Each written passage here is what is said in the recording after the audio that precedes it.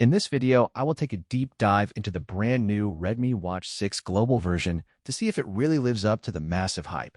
This latest wearable from Xiaomi brings some significant upgrades over its predecessor, but it is not without a few drawbacks that you should definitely know about before buying. Starting with the design, the watch feels surprisingly premium for its price point. It features a bright and vivid display that is easy to read even under direct sunlight, which is a major win for outdoor runners. The user interface feels snappy and responsive thanks to the new software updates. When we look at the health tracking features, you get a full suite, including heart rate monitoring, blood oxygen levels, and sleep analysis.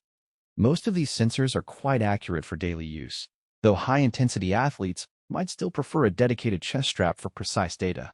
One of the biggest pros is definitely the battery life. You can easily get through 2 weeks of normal usage on a single charge, which means one less cable to worry about on your nightstand.